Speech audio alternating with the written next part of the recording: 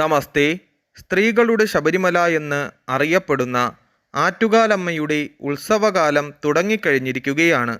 ഈ വർഷത്തെ ആറ്റുകാൽ പൊങ്കാല കൊല്ലവർഷം 1200 ആണ്ട് കുംഭമാസം 29 തീയതി, അതായത് 2025 മാർച്ച് മാസം 13 തീയതി പൂരം നക്ഷത്രവും വ്യാഴാഴ്ച ദിവസവും ഒത്തുചേർന്ന ദിനമാണ്.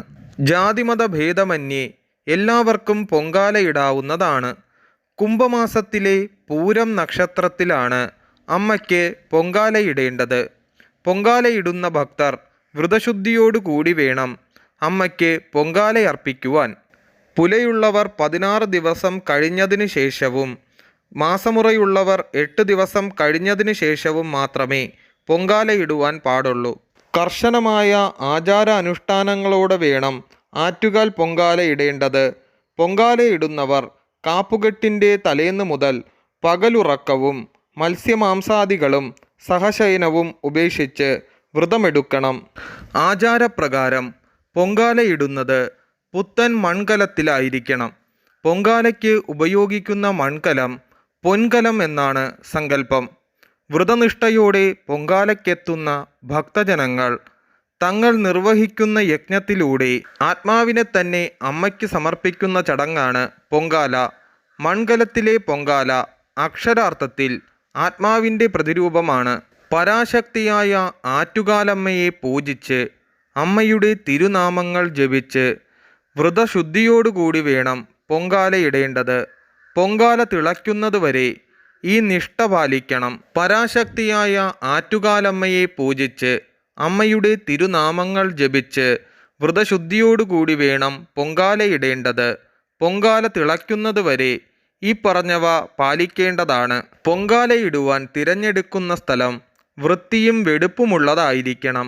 ക്ഷേത്ര തിരുമുറ്റമാണെങ്കിൽ ഏറ്റവും ഉത്തമം. ക്ഷേത്രത്തിലെ പണ്ടാരയടുപ്പിൽ നിന്ന് പകരുന്ന തീ കൊണ്ട് മാത്രമേ പൊങ്കാലയടുപ്പിൽ തീ കൂട്ടുവാൻ പാടുള്ളൂ. പൊങ്കാല സമയത്ത് ഒരു വിധത്തിലുള്ള അശുദ്ധിയും തീണ്ടാതിരിക്കുവാൻ പൊങ്കാലക്കാർ പ്രത്യേകം ശ്രദ്ധിക്കുക. ആചാരപരവും പുരാണപരവുമായുള്ള വിശ്വാസപ്രകാരം പൊങ്കാല തിളച്ചുമറിയണം. പൊങ്കാലപ്രിയയായ ആറ്റുകാലമ്മയുടെ അനുഗ്രഹം ലഭിച്ചു എന്നുള്ള സൂചനയാണിത്.